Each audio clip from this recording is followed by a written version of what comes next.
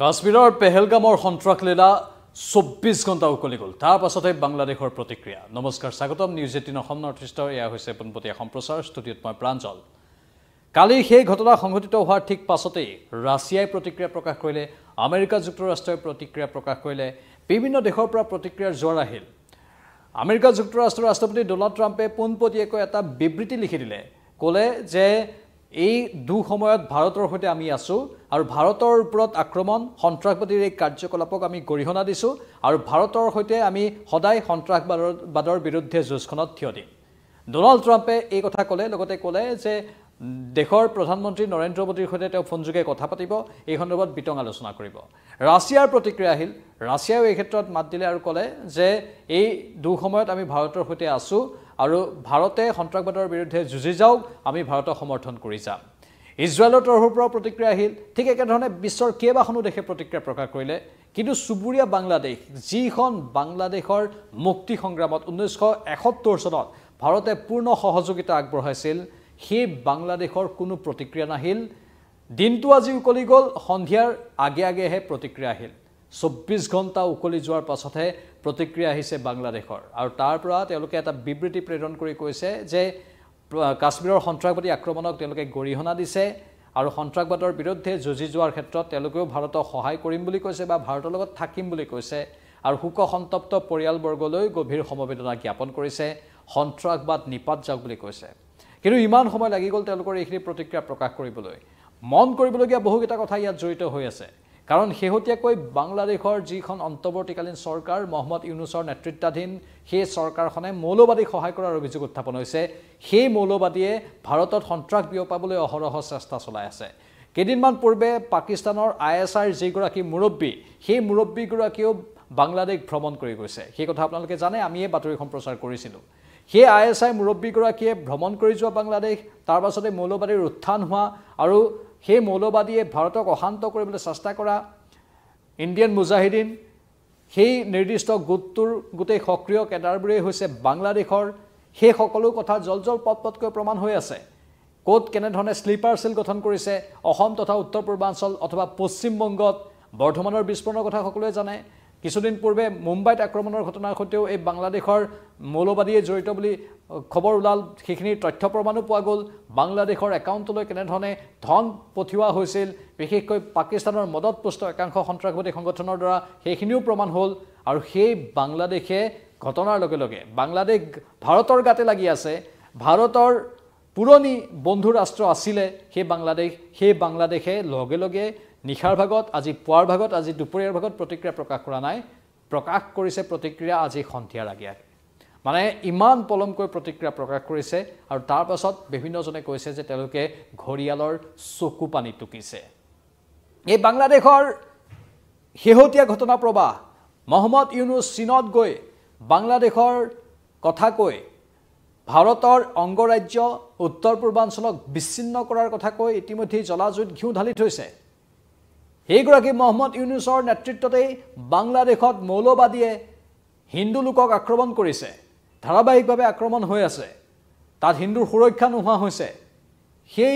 বাংলাদেশখনে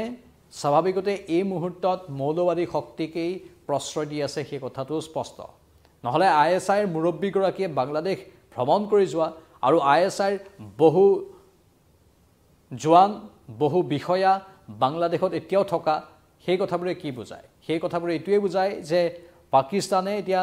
বাংলাদেশক প্ৰৰোচিত কৰি আছে বাংলাদেশৰ জৰিয়তেও ভয়ংকৰ আক্ৰমণ সংঘটিত কৰিব পাৰে নহলে ইমান পলমকৈ তেওঁলোকে প্ৰতিক্ৰিয়া প্ৰকাশ নকৰিলেহেঁতেন বাংলাদেশত এতিয়া অচলাৱস্থাই বিৰাজ কৰি আছে বাংলাদেশৰ একাংশ লোকে মুকলিভাৱে আহি ভাৰতীয় BSFৰ জোৱানক প্ৰহাৰ কৰিবলৈ উদ্যত হয় ত্ৰিপুৰা আৰু বাংলাদেশ সীমান্তত সেই ঘটনা আজিৰ পৰা 4 মাহ পূৰ্বে সংঘটিত হৈ গৈছে হৌখিদিনা ভাৰত আৰু বাংলাদেশ সীমান্তৰ বিশেষকৈ চুবুৰীয়া ৰাজ্য মেঘালয়ৰ সেই ডাউকি সীমান্তত ঈদৰ দিনা বাংলাদেশৰ পৰা একাংশ দুষ্কৃতিকাৰীয়ে শিল নিক্ষেপ কৰিছিল BSFলৈ সেইখিনি ভিডিঅ'ও আমি সম্প্ৰচাৰ কৰিছিলোঁ সেই বাতৰিও আমি সম্প্ৰচাৰ কৰিছিলোঁ আৰু সেই বাংলাদেশৰ পৰা আৰু কি আশা কৰিব পাৰি সেই বাংলাদেশে প্ৰয়োজন হলে পাকিস্তানৰ সন্ত্ৰাসবাদীৰ সংগ দিব আৰু যেটো দিছে যিবোৰ মৌলবাদী এটা এটাকৈ মৌলবাদীক বাংলাদেশে মহম্মদ ইউনুছ অহাৰ পাছত জেলৰ পৰা মুকলি কৰি দিছে মৌলবাদীৰ নিৰ্দেশত বৰ্তমানৰ অন্তৰ্বৰ্তীকালীন চৰকাৰখন চলে বুলি অভিযোগ উত্থাপন হৈছে মানে বিপদ কেৱল কাশ্মীৰতে নহয় বিপদ এইফালেও থাকিব পাৰে সেই আশংকা কৰা হৈছে আৰু সেই নিৰ্দিষ্ট বিষয়টোৰ ওপৰত চকু ৰাখি ভাৰতীয় নিৰাপত্তা সংস্থাসমূহেও সীমান্তত কটকটীয়া নিৰাপত্তা বেষ্টনী গঢ়িব লাগে বিপদ কেৱল কাশ্মীৰৰ ফালে নহয় সমানে বিপদ হয়তো উত্তৰ পূৰ্বাঞ্চলৰ ফালেও হ'ব পাৰে সেয়েহে এই স্থানবোৰতো নিৰাপত্তাৰ ক্ষেত্ৰত কোনো খুঁত থাকিবলৈ দিব নালাগে কাৰণ কাশ্মীৰত আমি দেখিবলৈ পালোঁ 370 অনুচ্ছেদ প্ৰত্যাহাৰৰ পাছত নতুনকৈ নিৰ্বাচন অনুষ্ঠিত হোৱাৰ পাছত পৰ্যটকৰ আগমন হোৱাৰ লগে লগে তাত কিছু পৰিমাণে শিথিলতা প্ৰয়োগ কৰা হৈছিল অলপ উপাধিলা নীতি গ্ৰহণ কৰা হৈছিল শান্তিৰ পৰিৱেশ উভতি অহা বুলি বহুতেই ভাবি হয়তো তাত যেনে ধৰণৰ পূৰ্বৰ কঠোৰ নীতি নিয়মবোৰ আছিল সেইবোৰ লাহে লাহে এৰুৱাই দিছিল নিয়মবোৰ আৰু যাৰ পৰিণতিত পাকিস্তানৰ পৰা অহা 4টা কুখ্যাত সন্ত্ৰাসবাদীয়ে ভাৰতত প্ৰৱেশ কৰি কুপৱাৰা হৈ আহি এই জিঘাংখু এই ভয়ংকৰ আক্ৰমণৰ ঘটনা সংঘটিত কৰিলে নিৰীহৰ তেজেৰে ফাকু খেলিলে সেই ৰক্তাক্ত গোটেই প্ৰতিবেদনবোৰ আমি আপোনালোকক দেখুৱাইছোঁ কেনেধৰণৰ এক অৱস্থা হৈছে হুক সন্তপ্ত পৰিয়ালবৰ্গক দেখুৱাইছোঁ আনকি কাশ্মীৰ উপত্যকাত এজন ঘোঁৰা চালনাৰ সৈতে জড়িত ব্যৱসায়ী স্থানীয় যুৱক তেওঁ আনকি এই ঘটনাৰ প্ৰতিবাদ কৰিবলৈ গৈ সন্ত্ৰাসবাদীৰ গুলি খাবলগীয়া হ'ল সেই পৰিয়ালটো ইছলাম ধৰ্মী সেই পৰিয়ালটোতো শোকৰ বন্যা বৈছে অলপ সুপাধিলা নীতিৰ বাবে সেই সুযোগ সন্ত্ৰাসবাদী ল'লে সেয়ে উত্তৰ পূৰ্বাঞ্চল আৰু পশ্চিমবংগ এইবোৰ স্থানত এতিয়া পূৰ্বতকৈ অধিক নিৰাপত্তা ব্যৱস্থা বিশেষকৈ সীমান্তৱৰ্তী অঞ্চলবোৰত আৰু সন্দেহজনক লোকসকলক লৈ কৰিব লাগে বুলিও দাবী উত্থাপন হৈছে আৰু স্বাভাৱিকতেই এইখিনি অত্যন্ত স্পৰ্শকাতৰ সময় আৰু ভাৰত চৰকাৰে ইতিমধ্যে সেই সন্দৰ্ভত বিবেচনাও কৰিছে কেনেধৰণে এই সন্ত্ৰাসবাদক দমন কৰিব পৰা যাব নিৰাপত্তা উপদেষ্টা অজিত ডোভাল তেওঁ পূৰ্বৰ সাৰ্জিকেল ষ্ট্ৰাইকৰ সেই সমগ্ৰ পৰিকল্পনা ৰচনা কৰা মূল ব্যক্তি অজিত ডোভাল ইতিমধ্যে আলোচনাত মিলিত হৈছে ৰণনীতি প্ৰস্তুত কৰা বুলি খবৰ আহিছে দেশৰ প্ৰধানমন্ত্ৰীয়ে বৈঠক অনুষ্ঠিত কৰিছে সন্ধিয়া 6 বজাৰ পৰা লগতে গৃহমন্ত্ৰী অমিত শাহু পুনৰ কাশ্মীৰৰ পৰা দিল্লীলৈ উভতি আহিছে প্ৰতিৰক্ষা মন্ত্ৰী বিদেশ মন্ত্ৰী সকলোৱে এই বৈঠকত অংশগ্ৰহণ কৰিছে এই বৈঠকতেই নিশ্চয় কৰা হ'ব আৰু বৃহৎ এটা পৰিকল্পনা ৰচনা কৰা হ'ব বুলি ভবা হৈছে সাৰ্জিকেল ষ্ট্ৰাইকতকৈও ই অতি গুৰুত্বপূৰ্ণ হ'ব আৰু এয়া সন্ত্ৰাসবাদৰ ওপৰত ভয়ংকৰ আক্ৰমণ হ'বলৈ যেন কৈ আছে তাৰে ইংগিত পোনপটীয়াকৈ পোৱা গৈছে কাৰণ সীমা চেৰাই গৈছেগৈ এতিয়াই যদি এই সন্ত্ৰাসবাদক নিৰ্মূল কৰি দিয়া নহয় এতিয়া যদি কঠোৰ ব্যৱস্থা গ্ৰহণ কৰা নহয় তেনেহ'লে পৰিস্থিতি অধিক বিষম হ'ব পাৰে সময় সমাগত অধিক কঠোৰ সিদ্ধান্ত লোৱাৰ কাৰণ অজিত ডোভালে আজিৰ পৰা কেইদিনমান পূৰ্বে এটা কথা ঘোষণা কৰিছে যে 26/11 কাণ্ডৰ পুনৰাবৃত্তি হ'লেই তাৰ ফল পাব সন্ত্ৰাসবাদীয়ে আৰু 26/11 কাণ্ডৰ পুনৰাবৃত্তি কালি হৈ গ'ল আৰু সেই জম্মু কাশ্মীৰৰ কালিৰ ঘটনাৰ পাছতে এতিয়া অজিত ডোভালেও এই ক্ষেত্ৰত গুৰুত্ব প্ৰদান কৰিছে যাতে এই পাকিস্তান অকুপাইড কাশ্মীৰ সেই পাকিস্তানৰ দখলীকৃত কাশ্মীৰ উপত্যকাক পুনৰ ভাৰতৰ হাতলৈ যাতে আনিব পৰা যায় নহলে উপায় নাই নহলে সন্ত্ৰাসবাদ নিৰ্মূল নহব সন্ত্ৰাসবাদীয়ে ধাৰাবাহিকভাৱে সন্ত্ৰাস বিয়পাই থাকিব সাধাৰণ লোকৰ তেজেৰে ফাকু খেলিব সাধাৰণ লোকৰ জীৱনৰ সৈতে হেতালি কৰিব আৰু সাধাৰণ লোকৰ জীৱন দুৰ্বিষহ কৰি তুলিব সেয়ে এই সময়তেই সিদ্ধান্ত লোৱাৰ সময়ত স্বাভাৱিকতেই বহুকেইটা গুৰুত্বপূৰ্ণ সিদ্ধান্ত হোৱাৰ পূৰ্ণ সম্ভাৱনা আছে আৰু লগতে কওঁ যে চুবুৰীয়া বাংলাদেশৰ পৰা সমানে বিপদ আছে এই চুবুৰীয়া বাংলাদেশে দুমুখীয়া নীতি গ্ৰহণ কৰি আহিছে সময় সময় ঘৰিয়ালৰ চকু পানী টুকি শেহতীয়াকৈ কিছু কথা প্ৰকাশ কৰিছে কিন্তু তাতেই পতিয়ন গলে নহব এই বাংলাদেশে ধাৰাবাহিকভাৱে ভাৰতৰ বিৰুদ্ধে পাকিস্তানৰ দৰে ষড়যন্ত্ৰ ৰচনা কৰি আছে ঠিক পাকিস্তানৰ দৰে কাৰণ পাকিস্তানৰ আঙুলিৰ ঠাৰত নাচি আছে শেহতীয়াকৈ বাংলাদেশে নহলে পাকিস্তানৰ ISIৰ মুৰব্বীগৰাকীয়ে কিছুদিন পূৰ্বে বাংলাদেশ ভ্ৰমণ কৰি নগলহেঁতেন আৰু সেই বাংলাদেশৰ পৰা বহু সময়ৰ পাছত প্ৰতিক্ৰিয়া আহিছে আৰু বাংলাদেশৰ ওপৰত বিশেষ দৃষ্টি ৰখাটো সময় উপযোগী হ'ব তেতিয়া হয়তো সম্ভাৱ্য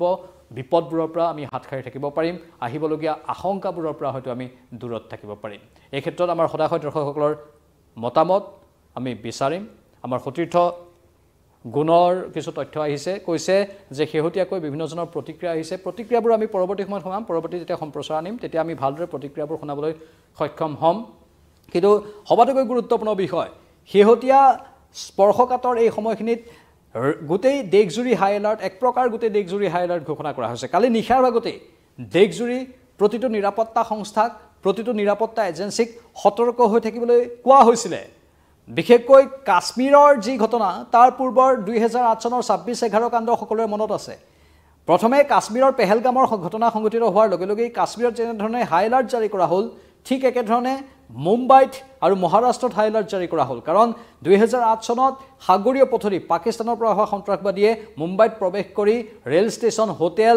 বা ৰাজহুৱা স্থানত ধাৰাসাৰ গুলীবৰ্ষণ কৰিছিল য'ত বহু নিৰীহৰ প্ৰাণ গৈছিল মুম্বাইৰ সেই ঘটনাৰ লগে লগে বা সেই ঘটনাৰ পাছতেই আকৌ এক ঘটনা মানে এটা নিৰ্দিষ্ট দিনৰ বিৰতিৰ মূৰত 2008 চনৰ পাছত ইয়াৰ পূৰ্বেও অমৰনাথত যোৱা পৰ্যটকৰ ওপৰত আক্ৰমণ হৈছে কিন্তু এনে ধৰণৰ ভয়ংকৰ আক্ৰমণ সংঘটিত কৰা নাছিল পইণ্ট ব্লেংকৰ পৰা এনে ধৰণে গুলীচালনা কৰা নাছিল যেটো মুম্বাই 26/11 কাণ্ডত হৈছিল 2008 চনত তাৰ দীৰ্ঘ বিৰতিৰ মূৰত কালি পেহেলগামত এই ঘটনাটো সংঘটিত হ'ল আৰু লগে লগে স্বাভাৱিকতে নিৰাপত্তা এজেন্সিবোৰ অধিক সক্ৰিয় হৈ পৰিল দেশৰ প্ৰধানমন্ত্ৰী নৰেন্দ্ৰ মোদীয়ে সৌদি আৰবৰ ভ্ৰমণ আধাতে সামৰি পুনৰ দেশলৈ উভতি আহিল আৰু লগে লগে গোটেই দেশজুৰি যিবোৰ অঞ্চল অতি স্পৰ্শকাতৰ বা য'ত যিকোনো প্ৰকাৰৰ আশংকা আছে দেশৰ ৰাজধানী দিল্লী আৰু আন প্ৰান্ত আনকি উত্তৰ পূৰ্বাঞ্চলৰ বিভিন্ন প্ৰান্তত বিশেষ সতৰ্কতা অৱলম্বন কৰা হৈছে আৰু ক'ব পাৰি এক প্ৰকাৰ গোটেই দেশজুৰি কালি নিশাৰ ভাগতেই হাই এলাৰ্ট ঘোষণা কৰি দিয়া হৈছে এই মুহূৰ্তত ভাৰতবৰ্ষ হাই এলাৰ্ট স্থিতিত আছে এই হাই এলাৰ্ট স্থিতি যদিও দেশকৈ চকুৰ সন্মুখত আমি দেখিবলৈ পোৱা নাই কিন্তু নিৰাপত্তা এজেন্সিবোৰ চোৰাংচোৱা সংস্থাবোৰ এই মুহূৰ্তত অতি সক্ৰিয় অৱস্থাত আছে আৰু তেওঁলোকে যিটো আমি দেশবাসীয়ে কামনা কৰোঁ সাধাৰণ নাগৰিক হিচাপে আমি যিটো কামনা কৰোঁ সেই নিৰ্দিষ্ট টাৰ্গেটত আছে বুলি আমি গম পাইছোঁ আমাৰ সূত্ৰৰ পৰা খবৰ আহিছে যে নিৰাপত্তা এজেন্সিবোৰ এলাৰ্ট মোডত আছে সক্ৰিয় মোডত আছে কেৱল মাত্ৰ চৰকাৰৰ নিৰ্দেশলৈ অপেক্ষা কৰি আছে আৰু প্ৰয়োজনীয় যিখিনি পদক্ষেপ সন্ত্ৰাসবাদ নিৰ্মূল কৰাৰ বাবে ইতিমধ্যে জম্মু কাশ্মীৰত অভিযান চলি আছে আপোনালোকে সকলোৱে গমেই পায় এই মুহূৰ্ততো জোৰদাৰ গতিত অভিযান চলি আছে আৰু ঠায়ে ঠায়ে বহু সন্ত্ৰাসবাদীক নিষ্ক্ৰিয় কৰিবলৈ প্ৰয়াস চলোৱা হৈছে আজি পুৱাৰ ভাগতেই দুটা সন্ত্ৰাসবাদীক নিষ্ক্ৰিয় কৰা হ'ল অৰ্থাৎ নিধন কৰা হ'ল আৰু লগতে যিকেইটা সন্ত্ৰাসবাদী এই কাৰ্যকলাপ সংঘটিত কৰিছিল কালি সেই সন্ত্ৰাসবাদীকেইটাক বিচাৰিও অভিযান চলি আছে অৱশ্যে সন্ত্ৰাসবাদীকেইটাৰ স্কেটছ পোহৰলৈ আহিছে এয়া মুখমণ্ডল তাৰপিছত আলোকচিত্ৰও পোহৰলৈ আহিছে আলোকচিত্ৰখনো ইতিমধ্যে আমি সম্প্ৰচাৰ কৰিছোঁ সেই সন্ত্ৰাসবাদীকেইটাক অতি শীঘ্ৰে হয়তো বিচৰা হ'ব নিধন কৰা হ'ব সেইটো আশা কৰা হৈছে যদি সেই সন্ত্ৰাসবাদীকেইটাই পাকিস্তানৰ ৰাস্তা দি পুনৰ পাকিস্তানলৈ গতি কৰা নাই কিন্তু ক'ৰবাত নিৰাপত্তাৰ সুৰুঙা আছিল সেই কথাটো আমি কৈছোঁ কিন্তু এতিয়া এই মুহূৰ্তত মানে কালি নিশাৰ ভাগৰ পৰাই নিৰাপত্তাত যদি ক'ৰবাত সুৰুঙা আছিল সেই সুৰুঙাবোৰ আঁতৰাবলৈ যৎপৰোনাস্তি চেষ্টা চলোৱা হৈছে কালি নিশাৰ পৰাই অধিক এলাৰ্ট মোডত এতিয়া আছে নিৰাপত্তা সংস্থাবোৰ এজেন্সিবোৰ নিৰাপত্তা বাহিনীবোৰ এই মুহূৰ্তটো যদি কোনোবাই আকৌ ভাবিছে পুনৰ কুটাঘাত সংঘটিত কৰিম বুলি তেনেহ'লে সেই সন্ত্ৰাসবাদীৰ বাবে এয়া ভয়ংকৰ বাৰ্তা হ'ব পাৰে অতি সহজে এইবাৰ নিৰ্মূল কৰি দিয়া হ'ব পাৰে বুলি কোৱা হৈছে আৰু সেই এলাৰ্টনেছ থকাটো অতি দৰকাৰী সক্ৰিয় অৱস্থা থকাটো অতি দৰকাৰী আমাৰ নিৰাপত্তা এজেন্সিবোৰ আৰু বাকী আমাৰ চুবুৰীয়া ৰাষ্ট্ৰ আমি যদি গোটেই ভৌগোলিক চাৰিসীমাটো চাওঁ তেনেহ'লে চাবলৈ গ'লে ভাৰতৰ চাৰিওফালে থকা গোটেই দেশবোৰেই ক'ৰবাত শত্ৰু প্ৰথমে পাকিস্তান শত্ৰু আছিল পূৰ্বৰ পৰাই শত্ৰু 1947 চনৰ পৰাই পাকিস্তানৰ সৈতে কেইবাখনো যুদ্ধ হৈছে 1965 চনৰ যুদ্ধ 1971 চনৰ যুদ্ধ আৰু 1999 চনৰ যুদ্ধ যাক কাৰ্গিল যুদ্ধ বুলি কোৱা হয় তাৰ পাছত প্ৰত্যক্ষ যুদ্ধ হোৱা নাই কিন্তু পাকিস্তানে সদায় ছায়া যুদ্ধৰ আশ্ৰয় লৈ আছে মানে সন্ত্ৰাসবাদীৰ দ্বাৰাই পাকিস্তানে যদিও পোনপটীয়াকৈ অস্বীকাৰ কৰে যে তেওঁলোকে এই সন্ত্ৰাসবাদীক প্ৰশ্ৰয় দিয়া নাই কিন্তু আমি সকলোৱে জানো গোটেই বিশ্বই জানে যে পাকিস্তানে সন্ত্ৰাসবাদীক প্ৰশ্ৰয় দি থাকে পোনপটীয়াকৈ 1999 চনৰ কাৰ্গিল যুদ্ধৰ পাছত পাকিস্তানে যুদ্ধ কৰা নাই কিন্তু সন্ত্ৰাসবাদীৰ দ্বাৰা ভাৰতক অশান্ত কৰিবলৈ চেষ্টা কৰি আছে 2008 চনৰ 26/11 কাণ্ড তাৰ পৰৱৰ্তী সময়ত জম্মু কাশ্মীৰত সেনাবাহিনীৰ ওপৰত নিৰন্তৰ আক্ৰমণ তাৰ মাজতে আকৌ 2019 চনত সাধাৰণ তীৰ্থযাত্ৰীৰ ওপৰত আক্ৰমণ 17 চনতো হৈছিল অমৰনাথলৈ যোৱা তীৰ্থযাত্ৰীৰ ওপৰত আক্ৰমণ আৰু এতিয়া অৱশেষত পেহেলগামত আক্ৰমণ আৰু এই পেহেলগামৰ আক্ৰমণৰ পূৰ্বে সেনাবাহিনীৰ ওপৰত বিএছএফৰ ওপৰত ধাৰাবাহিকভাৱে বা চিআৰপিএফৰ ওপৰত ধাৰাবাহিকভাৱে জম্মু কাশ্মীৰত আক্ৰমণ চলি আছিল ইফালে বাংলাদেশ এটা সময়ত ভাৰতৰ সৈতে মিত্ৰ আছিল 1971 চনত যেতিয়া পাকিস্তানৰ বিৰুদ্ধে তেতিয়া পাকিস্তানে বাংলাদেশক পূব পাকিস্তান কৈছিল সেই পাকিস্তানৰ গ্ৰাসৰ পৰা বাংলাদেশক মুক্ত কৰাৰ বাবে যি যুদ্ধ মুক্তিযুদ্ধ চলিছিল বাংলাদেশত সেই সময়ত বাংলাদেশক সহযোগ কৰিছিল ভাৰতে আৰু ভাৰতে পোনপটীয়াকৈ বাংলাদেশৰ স্বাৰ্থত এখন সাৰ্বভৌম ৰাষ্ট্ৰ গঠন কৰি দিয়াৰ স্বাৰ্থত ভাৰতবৰ্ষই বাংলাদেশক সমৰ্থন কৰি পাকিস্তানৰ বিৰুদ্ধে যুদ্ধ কৰিছিল ভাৰতবৰ্ষৰ তাত কোনো স্বাৰ্থ নাছিল একমাত্ৰ বাংলাদেশক এখন স্বাধীন ৰাষ্ট্ৰ কৰাৰ বাবে তাৰ যিসকল জনসাধাৰণৰ যিটো দাবী সেই দাবীক সন্মান জনাই চুবুৰীয়া ৰাষ্ট্ৰ হিচাপে ভাৰতে বাংলাদেশক সহায় কৰি দিছিল আৰু 1971 চনত তেতিয়া ভাৰতে বাংলাদেশৰ বাবে পাকিস্তানৰ সৈতে যুদ্ধত অৱতীৰ্ণ হৈছিল সেই বাংলাদেশে এতিয়া গৈ ভাৰতৰ শত্ৰু হ'ল এই শেহতীয়া অন্তৰ্বৰ্তীকালীন চৰকাৰখনৰ বাবে মানে পাকিস্তানটো শত্ৰু আছিল এতিয়া ভাৰতবৰ্ষৰ আন এখন চুবুৰীয়া দেশ বাংলাদেশো ভাৰতৰ শত্ৰু হৈ গ'ল এই অন্তৰ্বৰ্তীকালীন চৰকাৰখনে গোটেই মৌলবাদীৰ আঙুলিৰ ঠাৰত নাচি ভাৰতৰ বিৰুদ্ধে শত্ৰুতাক অধিক গাঢ় কৰিছে ভাৰতে কেতিয়াও শত্ৰুতা কৰিব নিবিচাৰে কিন্তু এই বাংলাদেশৰ মৌলবাদী গোটবোৰে ভাৰতৰ বিৰুদ্ধে শত্ৰুতাক অধিক গাঢ় কৰি তুলিছে আৰু অন্তৰ্বৰ্তীকালীন চৰকাৰখনক নিজৰ আঙুলিৰ ঠাৰত নচুৱাই আছে আৰু চীনৰ কথা নকলোৱেই চীনৰ কথা ক'বলৈ আৰু ভাষা নাই চীনে ধাৰাবাহিকভাৱে ভাৰতৰ বিৰুদ্ধে কুৎসা ৰচনা কৰিয়ে আছে হিয়া লাইন অফ এক্সুৱেল কণ্ট্ৰলত আমি সময় দেখিবলৈ পাই থাকোঁ তিব্বতৰ সেই সীমান্তত চীনে কেনেধৰণে ভাৰতৰ বিৰুদ্ধে ষড়যন্ত্ৰ ৰচনা কৰি ভাৰতীয় সেনাবাহিনীক পোনপটীয়াকৈ বন্দুকৰ যুদ্ধ নালাগি হতাহতিত যুদ্ধ লাগি পৰাভূত কৰিবলৈ চেষ্টা কৰে ভাৰতীয় সেনাবাহিনীৰ মানসিকতা আঘাত দিবলৈ চেষ্টা কৰে মানে তিনিখন দেশ পোনপটীয়াকৈ এতিয়া এই মুহূৰ্তত ভাৰতৰ শত্ৰু মাজতে নেপালকো ভাৰতৰ বিৰুদ্ধে নিবলৈ চেষ্টা কৰিছিল চীনে তিব্বততো